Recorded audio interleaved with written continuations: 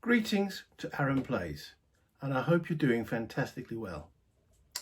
In this episode, I'll be continuing my War and Peace, the Russian campaign, and this will be the Russians' third turn.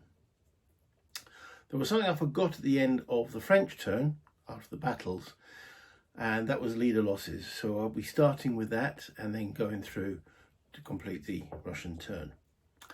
So if you're joining me, thank you very much. If you can hit a like, that'll do the channel's amazing stuff on the strange algorithm that YouTube uses. Any statements, much appreciated, or statements or comments. And finally, well, not finally, got the little ding-a-ling. And if you haven't subscribed yet and you really enjoy what I do, please subscribe. Again, that will help on the overall algorithm. So let's go down and let's look what's on the map.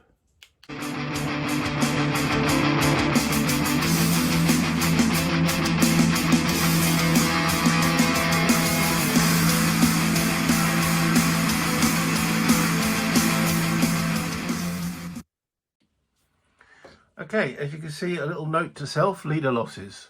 Otherwise, yep, I would have remembered at the end of the video, but if by the time I come to shoot this one, I would have forgotten it. So we have leader losses. This also is the overall situation that is going on. So, leader losses, who actually fought in that last battle, and we have to roll. If there's a 12 for any one of them, then we roll subsequently again. So I'm going to start with the French. Okay, let's bring this into view. There we go. So the man himself, Napoleon, I think he stayed well away from the front line. And then with Napoleon there is Eugene. Oh, that was a close call. That was a musket ball through his hat. Davout, he rolled a 9, he's fine. I think that was the only 3 for the French. And then we got Bagration. Oh, close, but no cigar. And Doktorov. He's fine. And finally, Tomarazov. Yeah, all the leaders survived unscathed. Okay, so let's do the attrition phase. So remember, this is just one die roll, which affects all of the actual hexes that the Russians have units in. So here we go. And oh, the French rolled a 1, the Russians rolled a 6. Oh dear. That's not so good. Okay. Now we're going to go through the various stacks. So starting at the top here, we've got Wittgenstein, He's got 4 troops, which is enough to get onto the attrition table. The overall modifiers for the Russians are -1 because they're in home country, and +1 all units in Spain and Russia. It's not a winter yet, and depends on supply status, but I think by the looks of it, all the Russians are in supply. So the net is net 0. Home country -1, Russia +1. So net 0. So 4, sorry, rolled a 6. So that's 1 loss on Wittgenstein. This is going to be hurtful. Then we move down to the big stack here, where we have Bagration, Doktorov and Tomarazov. I believe all the counters are all in 1 hex. This could be painful. There's 5, 10, 11, 12, 13, 14, 15, 16, 17 points in there. 17 with a 6 is 3, and one of them's going to be a cavalry. Now, can that be a Cossack? Doesn't say it can't be. So it's 3 losses in total, and let's stop the Cossacks having any grub. So 2 infantry, 1 Cossack.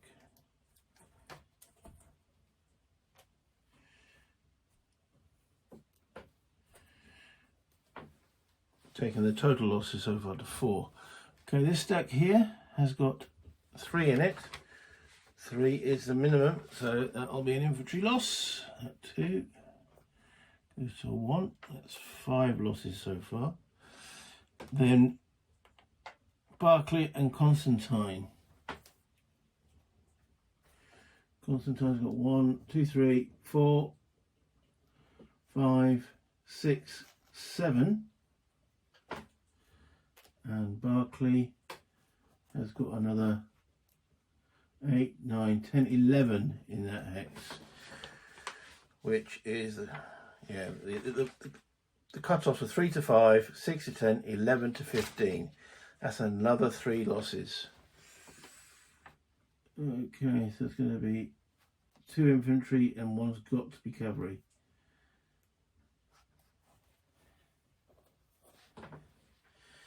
So that takes it to 8 losses so far. Moscow with Benegason.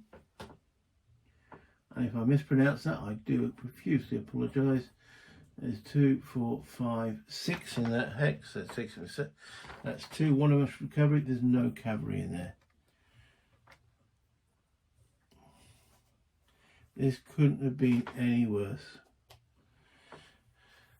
Commander A, I think he's got none. He's going down there 1, and then we have Kiev, which has got 1, 2, 3. So that will be 1 loss. And that's it. That's 11 losses from attrition.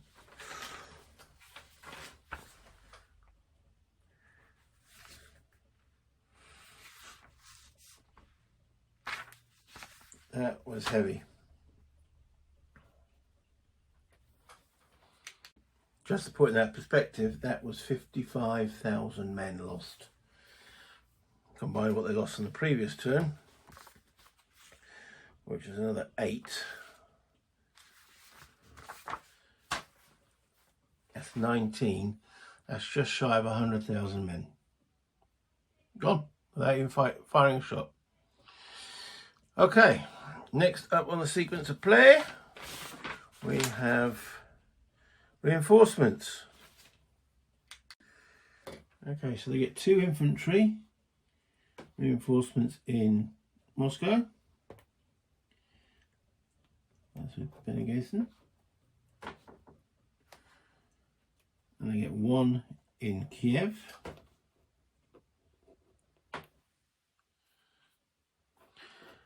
And they can replace 1 Cossack in Moscow. I think we took a Cossack loss from the attrition, so that's now replaced as well. Well, he won't be staying there. Okay, so this is July. Next turn, in August, we get at Kiev, leader 0 with 5 infantry, 2 cavalry. Now, if Kiev's fallen, because remember the French are coming down here, those troops will arrive at the nearest city, which I believe will be Kharkov. So, okay. We're into the movement phase. Let's zoom in a little bit now. Let's zoom out, Mr. Sibley. Zoom in. Okay. The question is, do we stay or do we go now? Now, if that attrition losses had been significantly less, I think it might have been worthwhile the Russians hanging around there. But it wasn't. It was heavy. I think it might be time for the Russians to pull back slightly, because now the French, and again the French attrition roll could be significant. So the question is, do we defend Smolensk?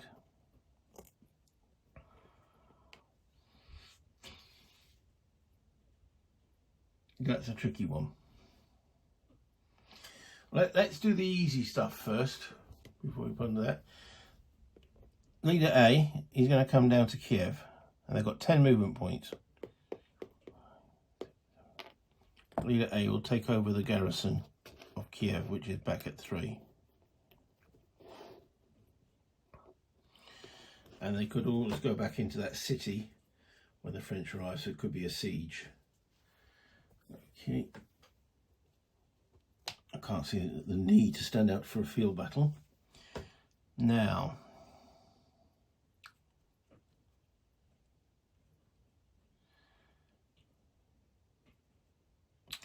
what to do about this? It's not time to launch a counterattack.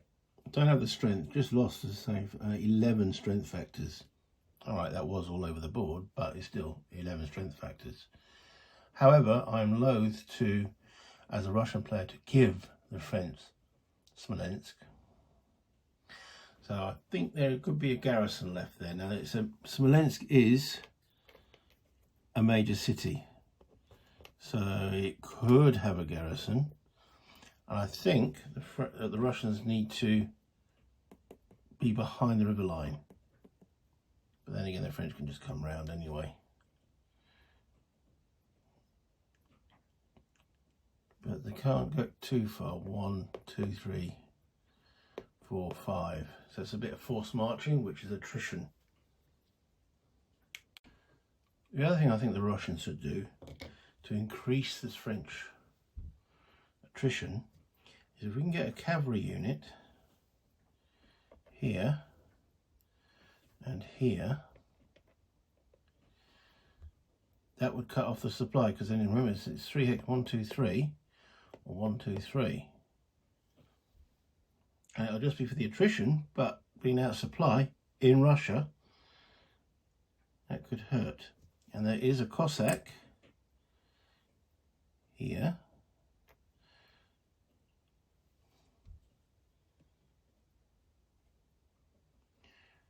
It's going to be tricky to get to this hex is the tricky one, because the Cossack can go 1, 2, 3, 4, force march 1.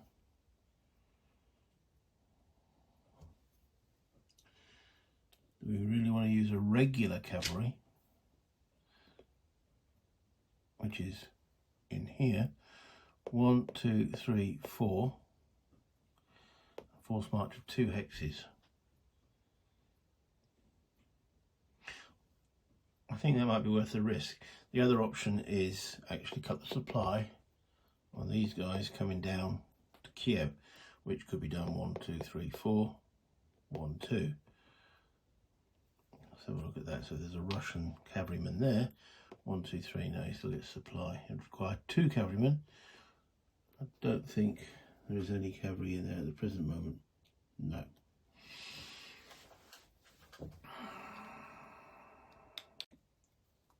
The downside of that, after the attrition rolls, is that those 4 cavalry are pretty much going to be overrun.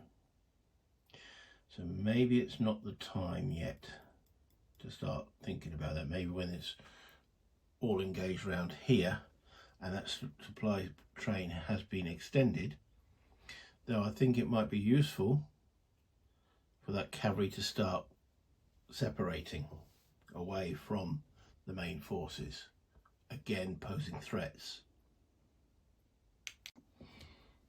Okay, so let's take those off. So we're not going to do the Cossacks yet, but we will start bringing some up. And I can replace one of these per turn, so they are quite sacrificial. 1, 2, 3, 4. See if we can force march in 1 hex, just to get them close to the front, ready for next turn. Okay, so force march, yeah, be in supply. So it's just a +1 for the Spain and Russia. He rolls a 6, so that's him done. Well done, lads. Obviously found a farm or farming area to relax around and do bugger all. Right, Bengasian. I'm probably going to pronounce his name different every time.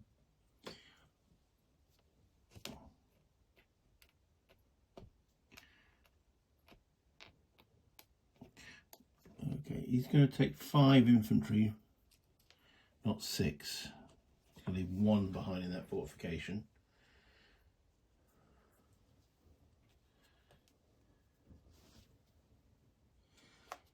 I'll start moving up to the front.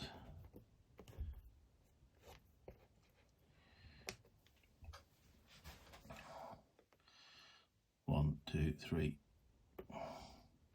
Let's see if he can force march 1 hex with a 5. I think it was +1 for Russia, wasn't it?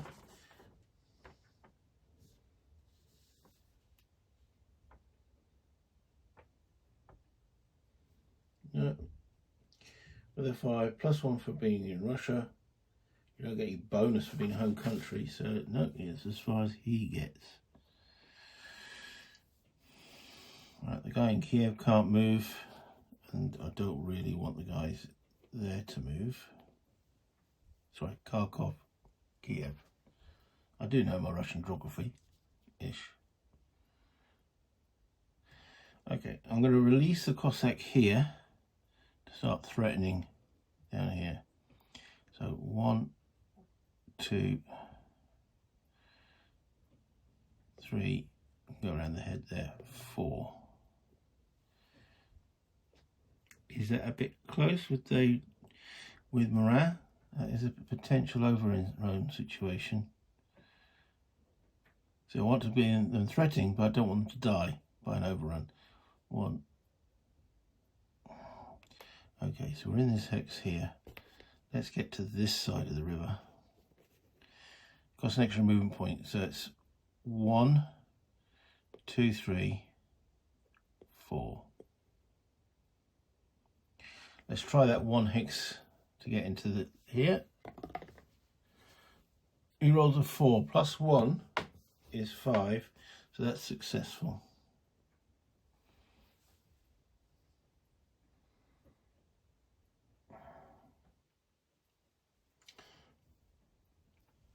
Not quite sure why I've got one little infantryman sitting here on his Todd. Must have got left there for some insane reason. Right, we want so who's going to be the best? We'll have Tomarazov. He will take.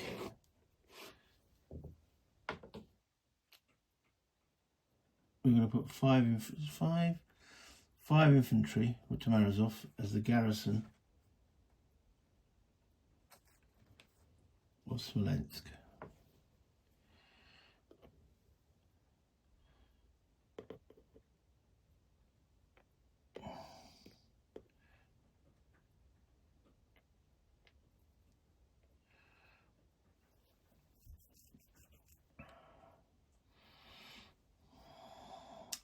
What to do with Barclay and Constantine? Let's see how far Bagration and Doktorov go. Because ideally I'd like them to be in this hex. Let me show you where the cube is. Now that will cross 1, 2, 3, 4. Let's 1, 2, 3.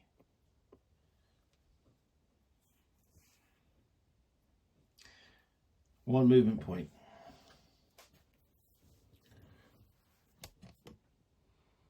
One movement point force march. They're all a 5, which plus they don't get there. That's as far as they get.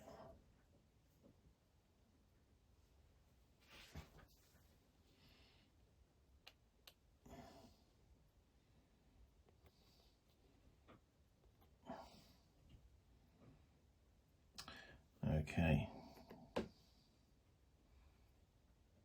That's not good.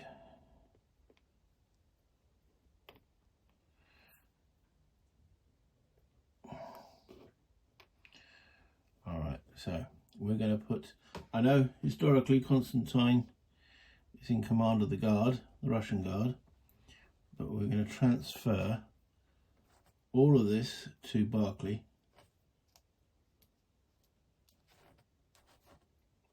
Strength to Barclay.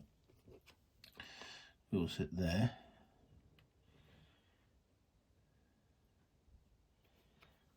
It's like a constant relay of troops, and Constantine, who was there, will fall back to Moscow.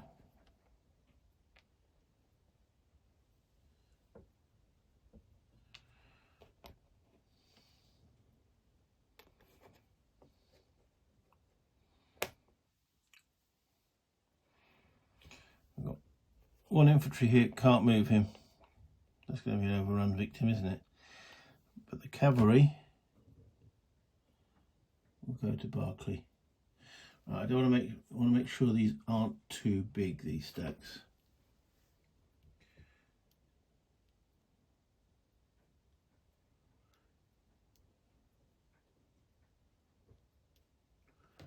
Okay, we can actually release another Cossack.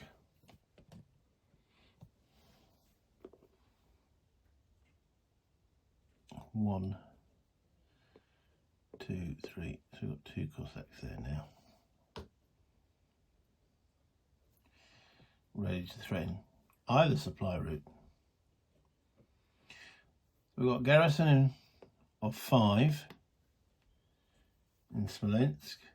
If they get attacked by not too overwhelming strength, they can be reinforced. We are left with Dokturov, who's moved 4 so far. 5, 6, 7, 8, 9. Yeah, you can't get this. 4. No, it was 3, wasn't it? Didn't get the 4. 3.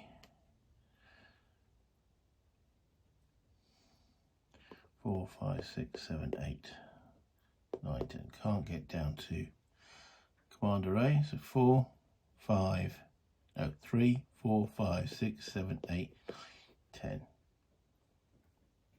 I'll pick up the little Kharkov guy. All your troops are going to be required. But he's just gone down to there.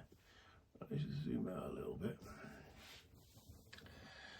Don't see any need to move Wittgenstein at this present moment. He's not going to get any more troops, but he's keeping the Prussians honest. Not ideal. I would have really liked this guy to join Barclay, but then again I suppose it increases attrition. It just depends on what the French do, and didn't have enough cavalry to really hurt that supply route yet. There's no combat, so that ends the Russian turn. Let me come back up. So there's a bit of a waiting game for the Russians in what they can and can't do. They don't have the strength yet to face the French in open battle. But the French are going to get weaker as they go further into Russia, but also the Russians don't want to give up too much ground for no cost. So if there is a battle in and around Smolensk, hopefully it will bleed the French, and the French will be thinking, need to get some more guys up. And also, if I was playing this 2-player, they might have seen me looking, the Russians are starting to look at cutting French supply. So that'll hopefully make the French a bit more nervous. Rather than having 1 troop every 2 hexes, they might have to have every troop per hex. But then if the Russians hit them with 3 Cossacks, 3 to 1, 4 to 1 overruns, so it swings and roundabouts. And that'll become more prevalent the further we go, because the Russians will be picking up a lot more troops than the French from reinforcements. So that's my thoughts. If any of you guys got thoughts in the comments section, please add it, because it all helps the process. If you can see something I've obviously missed from either the French or the Russian point of view, then let me know. As I said at the beginning, hit the like, subscribe if you haven't done so already and enjoy what I do, and remember the little ding-a-ling bell and all the other YouTube fun and frivolities. But until next time, enjoy your gaming, enjoy whatever you put on the table, and have fun. Bye, Internet.